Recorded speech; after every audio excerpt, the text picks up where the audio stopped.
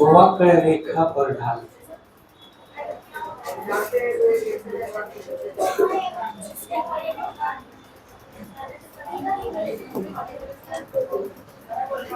देखो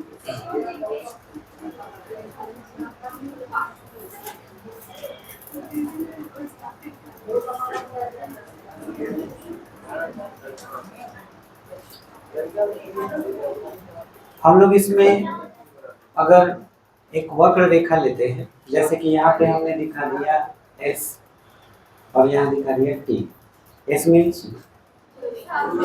दूरी या विस्थापन और टी मीन्स समय। ठीक है, अब ऐसे अगर हम ग्राफ खींच रहे हैं इस तरह से, और आपसे अगर हम पूछें कि इस पॉइंट पे ढाल अगर x होगा तो इस पॉइंट पे ढाल क्या होगा?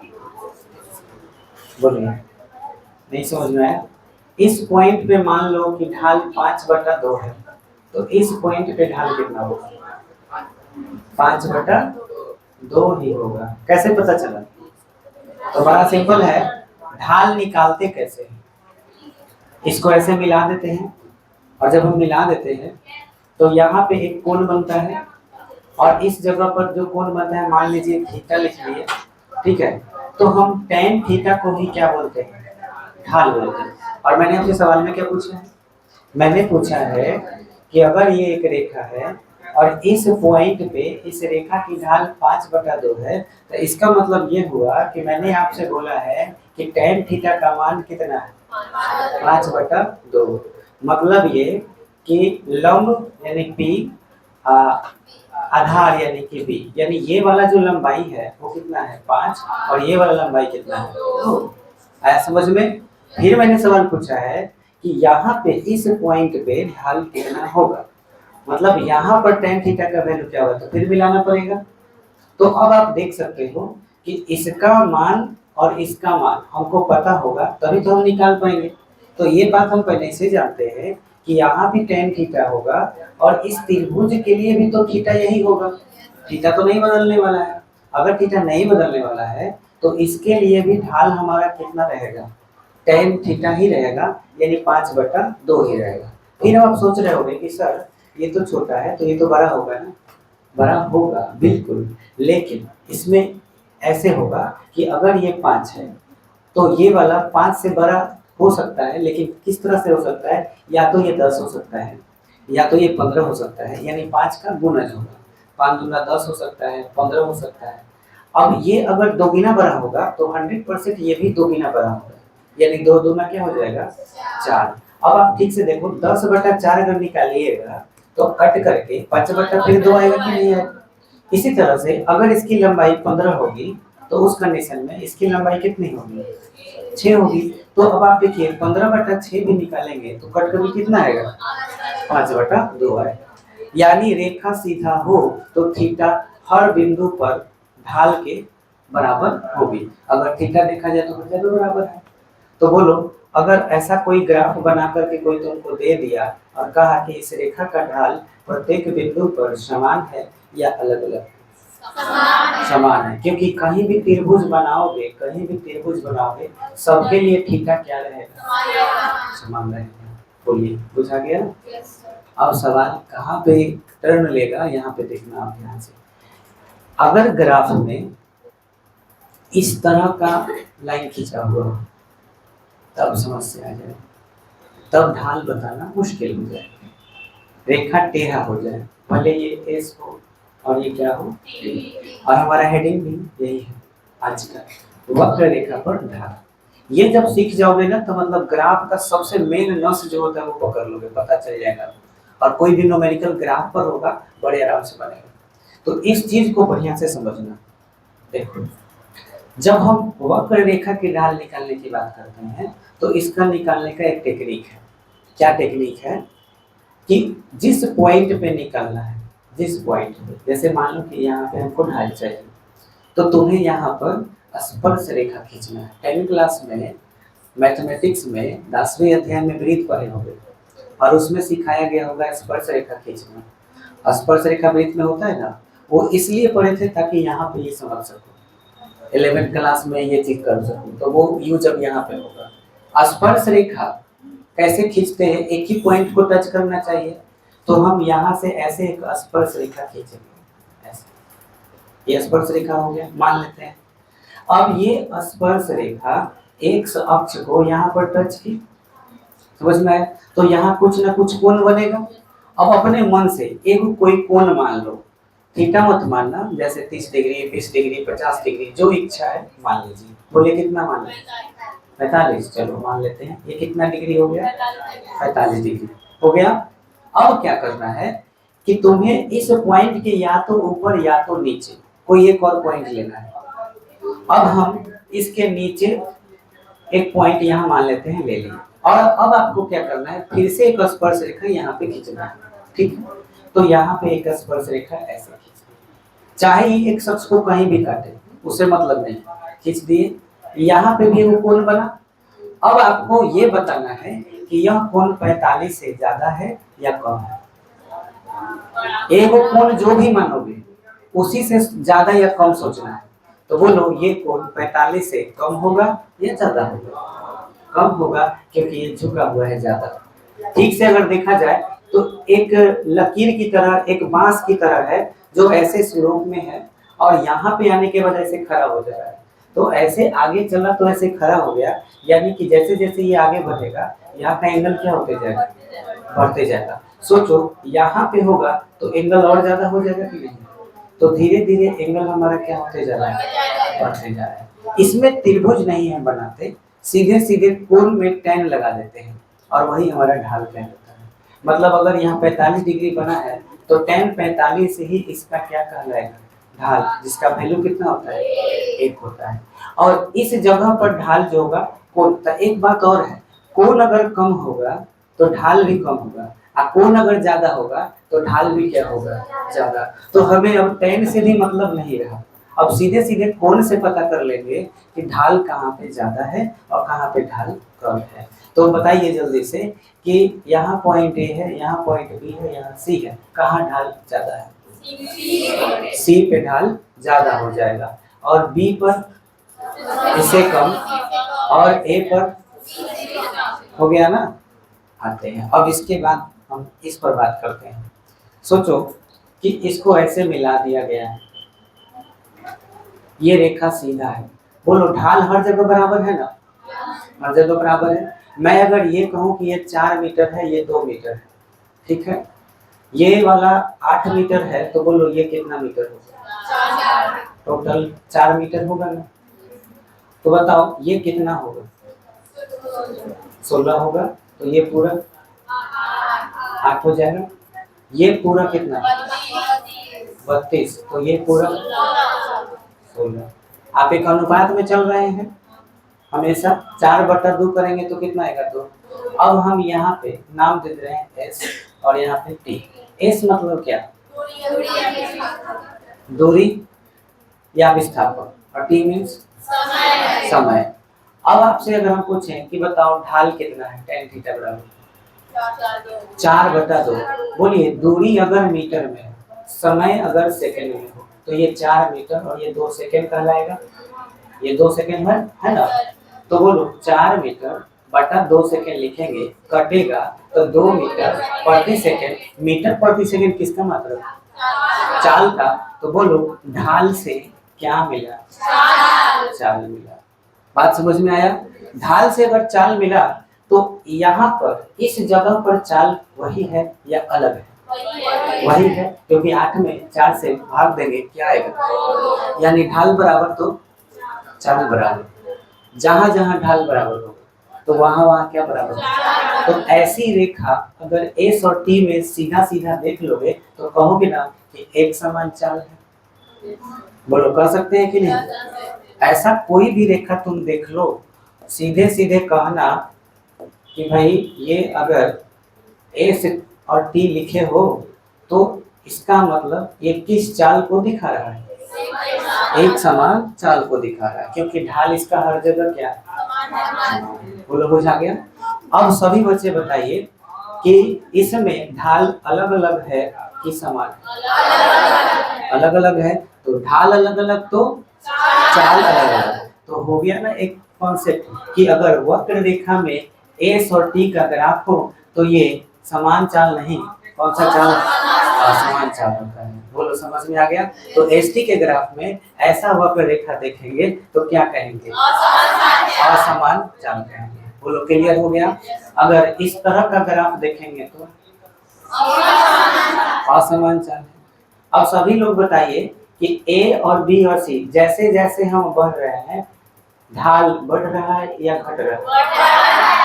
ढाल बढ़ना मतलब चाल बढ़ना, चाल बढ़ना त्वरण होता है या मंदन, चाल बढ़ना त्वरण होता है, चाल घटना मंदन होता है। तो ये वाला ग्राफ त्वरण को सूचित करेगा या मंदन को सूचित करेगा। Very good. ये कहलाएगा किस चीज को, त्वरण को, क्योंकि चाल क्या हो रहा है, बढ़ रहा है। तो ऐसा ग्राफ देखोगे तो समझ जाना ये क्या है, त्वरण है। अब इसके बाद इसका ग्राफ बताओ ये किस चीज को दिखाएगा, मंदन, क्योंकि ऐसे उल्टा हो गया है, इसका ठीक उल्टा है। अब इसको भी चेक कर सकते हैं इस तरह से, मान लो कि ऐसे ग्राफ दिया हुआ है, यहाँ एस लिखा हुआ है और यहाँ ए लिखा हुआ है। मुझे पता करना है कि यहाँ अगर ए है और यहाँ अगर बी है और यहाँ अगर सी है तो कहाँ पे ढाल ज्यादा है और कहाँ पे ढाल कम है। क्या तरीका है पता करने का, स्पर्श रेखा खींचना। तो स्पर्श रेखा अगर खींचेंगे तो हमें एक शख्स चाहिए ना। चलो यहाँ पे अगर स्पर्श रेखा खींचते हैं और यहाँ पे, जैसे मान लो कि यहाँ पे स्पर्श रेखा मैंने ऐसे खींच दिया, ऐसे खींचा गया। अब इसको खींचने के बाद यहाँ पर एक कोण तुमको मान लेना है, कोई भी वो कोण मान लो, कई डिग्री, 30 डिग्री। चलो 30 डिग्री ही मान लेते हैं। अब बताओ इस जगह पर ऐसे स्पर्श रेखा खिंचाएगा तो यहाँ का एंगल 30 से ज्यादा कि कम, ज्यादा हुआ ना। तो अगर यहाँ पे ज्यादा हुआ तो बोलो ढाल किस जगह पर ज्यादा है, ए पर कोण ज्यादा है, ए पर कोण 30 से ज्यादा मान लो 45 से लिख दिए, तो ए पर कोण ज्यादा तो ढाल भी ज्यादा, और ढाल ज्यादा तो चाल ज्यादा। तो ए पर चाल ज्यादा है, बी पर कम है और फिर सी पर, इसका मतलब चाल घटते जा रहा है। इस तरह के ग्राफ में चाल क्या होते जा रहा है, त्वरण की मंदन। यानी इस जगह तक एकदम मध्य बिंदु तक यहाँ तक का ग्राफ क्या कहलाएगा, मंदन। तो बोलो यहाँ से यहाँ तक का ठीक अपोजिट ग्राफ है ये, तो बोलो इसको क्या कहोगे, इसको कहेंगे त्वरण। समझ में आया, त्वरण मंदन क्लियर हो रहा है। अब कुछ इंटरेस्टिंग सवाल आप लोगों से, मान लीजिए कि ग्राफ में इस तरह से ग्राफ बनाया हुआ है, मान लो ऐसे और फिर ऐसे, फिर इस तरह से, इस तरह से। अब यहाँ से आपसे प्रूफ दिया जाए और यहाँ एस लिखा हुआ है और यहाँ टी लिखा हुआ है, समझ में। और अब मेरा सवाल आप लोगों से ये है कि ए से बी तक क्या स्थिति है, चाल बढ़ा है या घटा है, चाल बढ़ा है। हो गया फिजिक्स पढ़ रहे हो, विज्ञान साइंस, दिमाग लगा के बोलना है। तुम्हें लगा कि वो रेखा ऐसे जा रहा है मतलब चाल बढ़ रहा है, चाल बढ़ रहा है, चाल एक समान है, अभी पढ़े ना। तो इस जगह पर त्वरण बताओ क्या है, जब चाल एक समान हो तो त्वरण क्या होता है। समझ पा रहे हो जितना बात बोल रहे हैं, हम ध्यान से समझना है सर, पूरा कॉन्सेप्ट क्लियर हो जाएगा तब न्यूमेरिकल बनाने में बहुत मजा आएगा। तो ए से बी तक हमारा त्वरण 0 क्यों है, एक समान चाल है। कैसे पता चला कि एक समान चाल है, हाँ सरल रेखा, सीधा रेखा है, सीधा रेखा मतलब समान चाल। बोलो बुझा गया। अब सभी बच्चे बताइए ये क्या है, बताओ। कुछ नहीं है, कोई भी सोचो, समान चाल है। दिमाग लगाओ, देखते हैं कितना लोग सोचते हैं क्या है ये, शॉर्ट रास्ता। सोचो सर, नहीं सोच रहे हैं सर, सब कुछ सामने ही है फिर भी नहीं बुझे। अच्छा अब हम बताते हैं, हो गए कल हार मान गए लोग। चलिए अभी देखो बाबू लोग, ये जो टाइम का है, ये टाइम का एक्सिस है और ये किसका एक्सिस है, डिस्टेंस का। तो इस पे जितने भी नंबर लिखे हुए होंगे ये जाहिर सी बात है कि ये दूरी को दिखाएगा। तो अगर टाइम हमारा 1 सेकेंड होता है तो जरूर दूरी कुछ ना कुछ हुआ होगा। जैसे 1 सेकेंड में हो सकता है 2 मीटर, फिर दूसरे सेकेंड में 4 मीटर, ऐसे होते हुए। अब यहाँ आप गौर से देखिए, ये लाइन ये बता रहा है कि टाइम तो बढ़ रहा है पर दूरी नहीं बढ़ रही। क्या ये ग्राफ ऊपर गया है? मतलब इसके सामने अगर यहाँ 10 लिखा हुआ हो मान लेते हैं और इसके सामने मान लेते हैं 5 लिखा है, तो मतलब 5 सेकेंड में कितना दूरी तय हो गया, 10 मीटर हो गया मान लेते हैं। अगली बार हुआ क्या, 6 सेकेंड हो गया। 6 सेकेंड में हमारा ग्राफ यहीं पे अटका पड़ा है, मतलब 6 सेकेंड में 10 मीटर ही हुआ। और 7 सेकेंड हुआ तो भी देख रहे हैं, तो ये कब हो सकता है, ये कब हो सकता है, इतना भी नहीं बुझा है।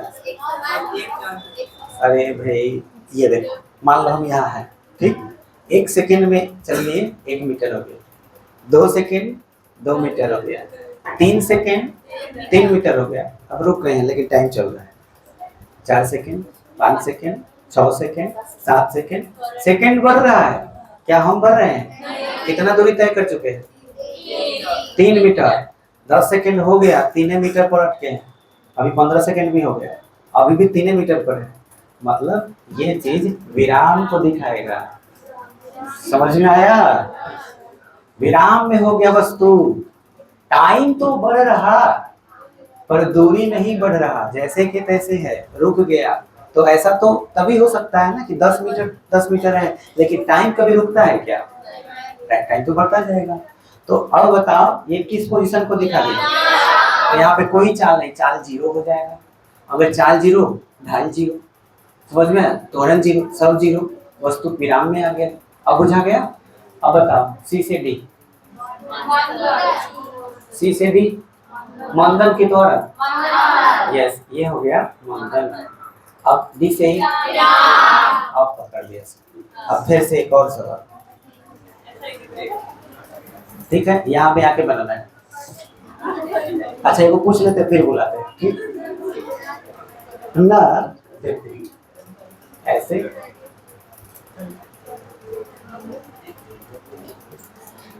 ए बी सी डी, बोलो ये क्या है? एक समान चाल, ठीक है, एक समान चाल। तो त्वरण त्वरण एक समान है विराम, और ये था एक समान चाल। फिर सी से डी, ये क्या हो गया? मंदन हो गया। वाह वाह, ये मंदन होगा, एक समान चाल ये भी होगा। लेकिन इसका मतलब क्या है?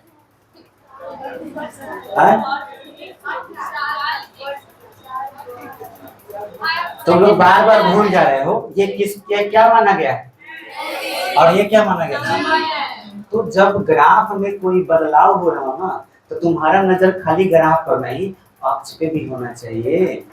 अगर तुम्हें यहाँ पे ये दिख रहा है पॉइंट सी, तो सी के सामने देखो और सी के ठीक इधर नीचे भी देखो, और उसके बाद थोड़ा सा आगे बढ़ो और आगे बढ़ के फिर से चेक करो इसके सामने और फिर इसके सामने क्या क्या चीज बदला, इस पर बढ़िया से विचार करो, तब आंसर बोलो सही आएगा आंसर। देखो मान लो यहाँ से यहाँ तुम आए, ठीक, तो तुम देखो कि क्या क्या बदला। तो जब तुम यहाँ से यहाँ आए तो पहले वाले को एक नंबर मान लो कि तुम 10 मीटर पे थे, ठीक है। अब तुम यहाँ से यहाँ जब आए तो यहाँ नीचे के नंबर पर ना आ गए, नीचे मान के चलो कौन सा नंबर होगा? 9 होगा, 11 12 तो नहीं होगा। तो तुम नीचे आ गए, मतलब ना तुम पीछे चलना शुरू कर दिया। अब तुम आगे बढ़ो फिर पीछे बढ़ो, क्या फर्क पड़ता है? टाइम थोड़ी तुम्हारे साथ पीछे जाएगा, टाइम हमेशा कहाँ बढ़ता है? आगे। तो देखो टाइम तुम्हारा बढ़ गया। यहाँ पे टाइम अगर 6 सेकेंड था तो अगली बार टाइम आपका 7 सेकेंड हो गया, लेकिन डिस्टेंस में 10 बदल के अगर 9 हो रहा है तो तुम कहाँ जा रहे हैं?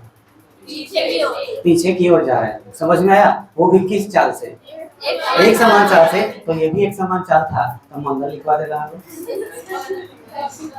तुरंत नीचे डाउन हुआ था, ओ ये तो स्लो हो रहा है, मंगल हो जाए। अब बोलो, बुझा गया ना?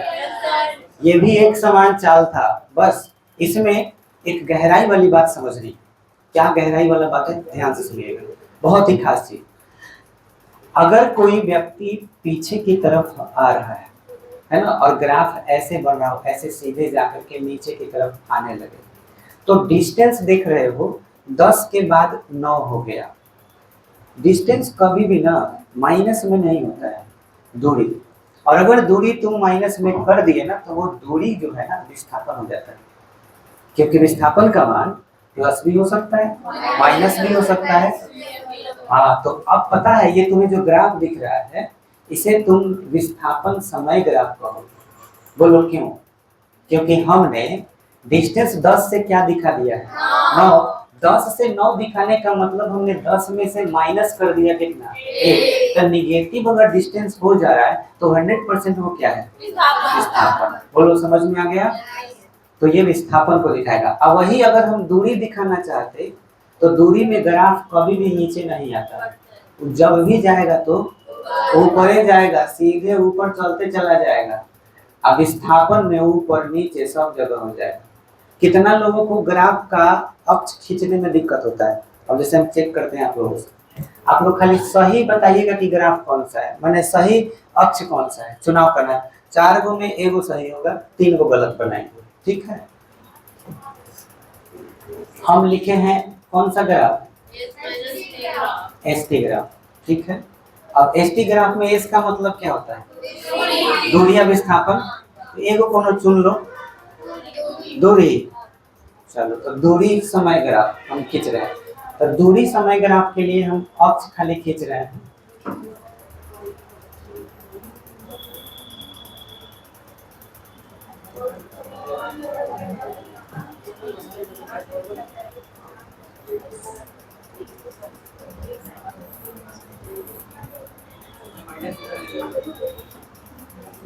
इसमें से कोई एक ही है जो सही है एसटी ग्राफ में। याद रहे, एसटी का मतलब यहाँ पे कौन सा सम ग्राफ है, दूरी समय ग्राफ, जिसमें ऊपर ये एस है और ये टी है, याद रखना है।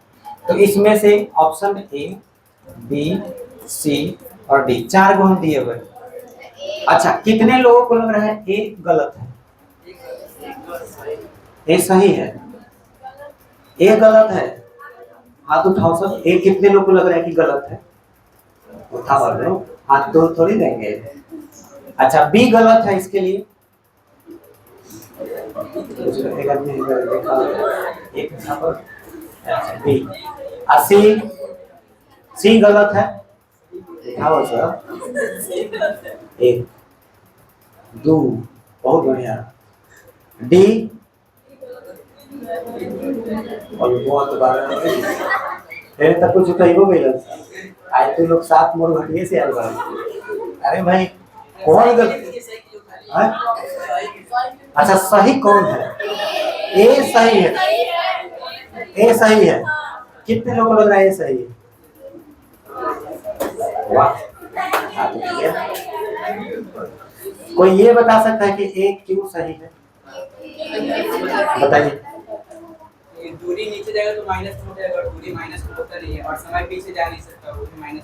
देखो ये कितना अच्छा है। ये बात कौन कौन जानता था? कहो ना कि सब हम तो हम लोग सब कुछ जानते हैं, है कि नहीं? तो बहुत अच्छा, ये बहुत बढ़िया जवाब दिए हैं।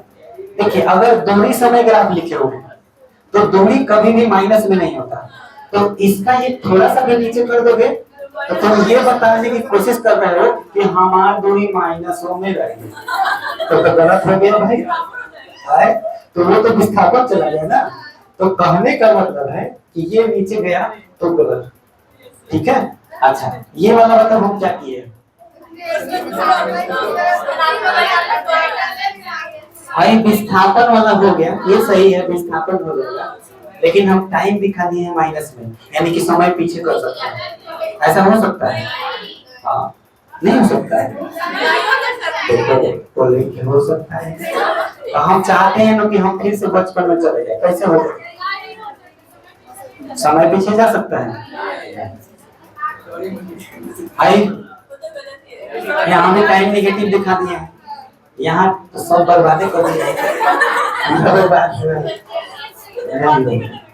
ठीक है, अब आप लोग ये बताइएगा कि दूरी समय ग्राफ में कौन निगेटिव नहीं करेंगे? दूरी नहीं करेंगे और समय। अब अगला क्वेश्चन है विस्थापन समय ग्राफ में क्या क्या कर सकते हैं? विस्थापन समय ग्राफ के लिए ये हो सकता है कि नहीं हो सकता है? नहीं वाले हाथ उठाओ। अभी कहाँ से हाँ नहीं हाँ हाँ अरे तो ये कंफर्म करो ये विस्थापन समय ग्राफ हो सकता है कि नहीं? बिल्कुल हो सकता है भाई। विस्थापन प्लस में भी होता है माइनस में भी होता है। ठीक है, अच्छा फिर से हाई हो सकता है, ये हो सकता है क्यों? विस्थापन प्लस में भी होता है। ठीक है, हाई कभी नहीं होगा। चलो तो अक्ष खींचने आ गया कि नहीं? अक्ष में कोई दिक्कत नहीं है, अब ग्राफ पहचानना एकदम आ गया अच्छे से।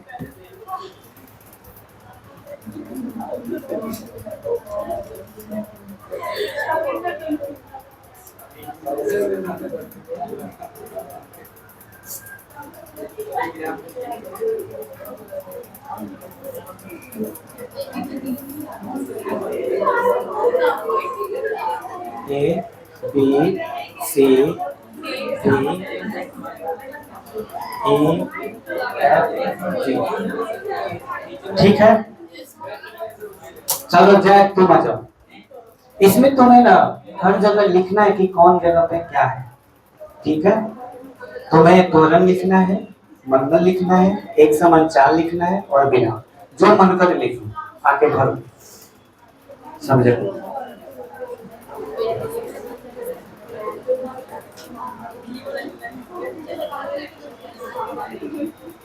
जो सही बना देगा कोई बात नहीं, बना देगा इसमें क्या हो जाएगा? एक समान एक समान चाल हो गया। एक समान माने आप समझ जाए। यहाँ मंत्र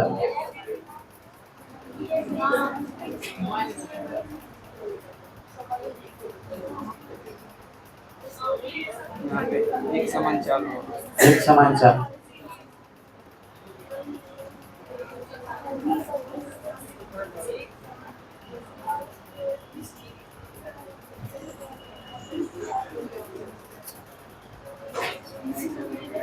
एक समान एक समान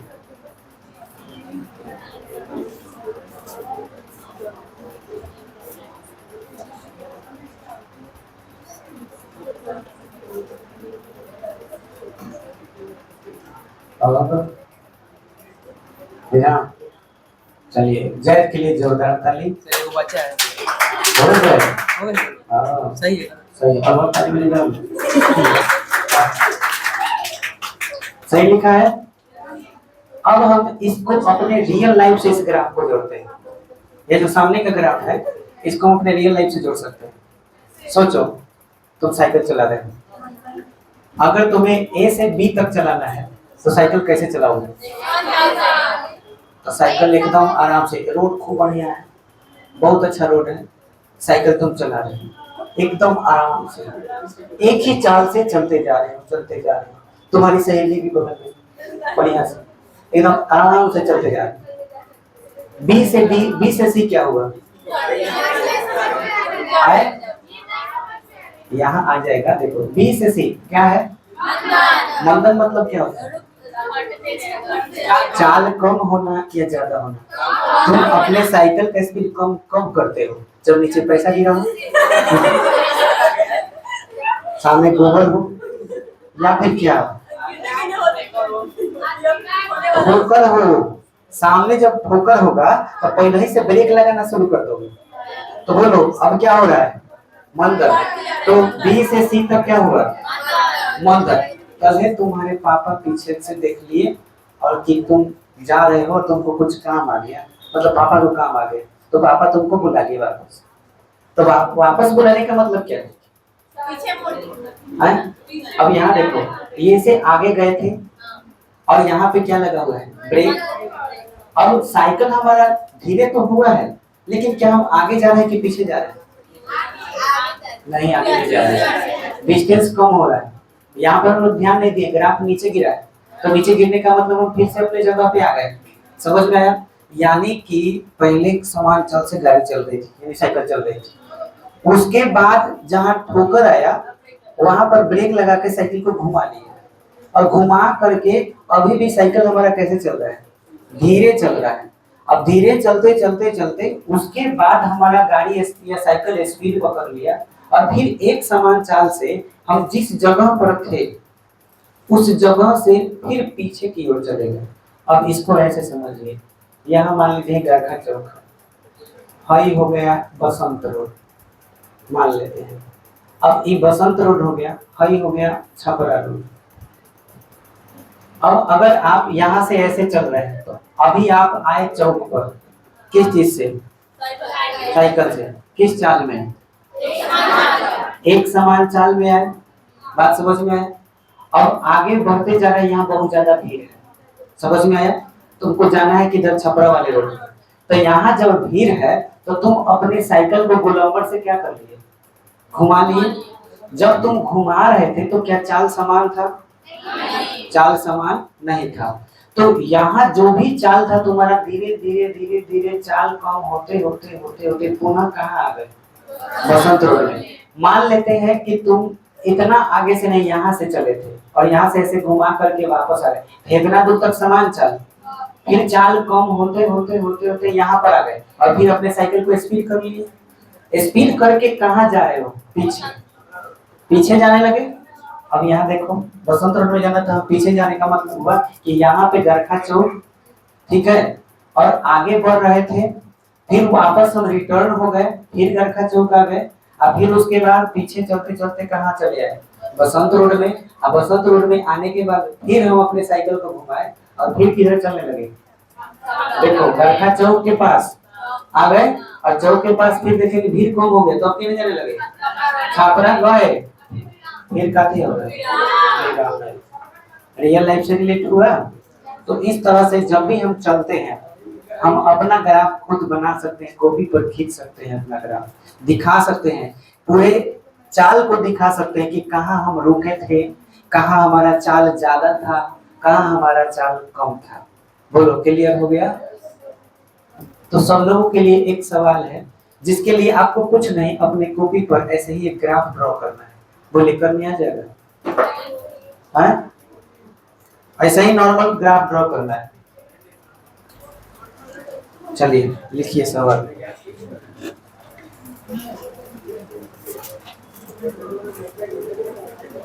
समय नहीं है क्या?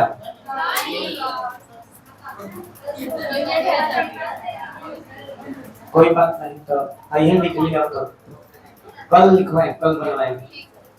हेडिंग डाल दीजिए, क्योंकि कल सवाल करवाएंगे। सवाल बहुत अच्छा सवाल था, वो पी ऑकर है, तो कब वो आगे चल रहा है, कब वो पीछे चल रहा है, इस तरह का है। तो काले बनवाएंगे ग्राफ। वो पी ऑकर जो है दारू पी के इधर उधर चल रहा है, तो उसके ग्राफ को लिखिए। बोले, यदि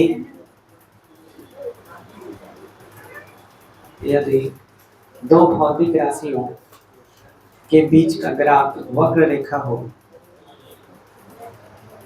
यदि दो भौतिक राशियों के बीच का ग्राफ वक्र रेखा हो, वक्र रेखा हो, वक्र रेखा हो, तो रेखा के किसी भी बिंदु पर, रेखा के किसी भी बिंदु पर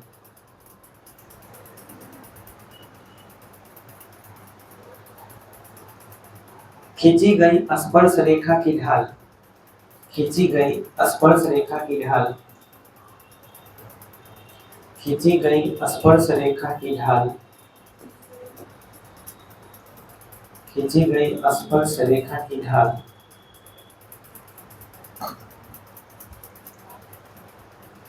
वक्र वक्र की ढाल कहलाती है, वक्र की ढाल कहलाती है।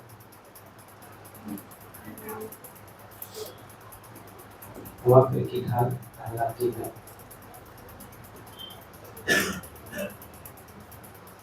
देखो एगो अब यहाँ पे हम पॉइंट ले रहे हैं, मान लो कि यहाँ पे एक पॉइंट ले लिए और एक पॉइंट यहाँ पे, तो इस जगह पर हम एक स्पर्श रेखा खींच लेंगे और यहाँ पे एक स्पर्श रेखा खींचेंगे। यहाँ का कोण मान लेते हैं, इसका नाम देते हैं ए बी और इस जगह का नाम देते हैं सी। सी पर खींचने की जरूरत नहीं। अब बताइए कौन सा कोण का कितना माना जाए? जैसे इसको मान लेते हैं 45, तो ये वाला 30 डिग्री। अगर ये हम मान लेते हैं तो बताइए किस पर ढाल कम है? तो हम लिखेंगे ए पर ढाल कम हुआ ना, कम का चिन्ह बुझा जाएगा ऐसे, लेस देन किस पर? बी पर ढाल। और बोलो सी का बात किया जाए तो बी पर जो ढाल होगा वो कम होगा, किस चीज से? सी पर ढाल। बोलो समझ में आ गया? इस चित्र को नीचे बना लेना, ऐसे ही पेन से बना लीजिए। उदाहरण में यही तो बना दे रहे हैं आपको। ऐसे उदाहरण में यहाँ लिख लेना है एस और यहाँ पे लिख लेना है ए और इस तरह से बनाना है। अब आपको बताना है कि इसका नाम, इस पॉइंट का नाम ए हो, इस पॉइंट का नाम बी हो और इस पॉइंट का नाम सी। तो यहाँ से यहाँ तक क्या होगा? कैसे बेहतर क्या होगा? त्वरण होगा और इस जगह पर ये आप जैसे में निकाल लीजिए उदाहरण एसटी ग्राफ। अब इसका पूरा डिटेल कल हम लोग करेंगे पूरा लाइन से।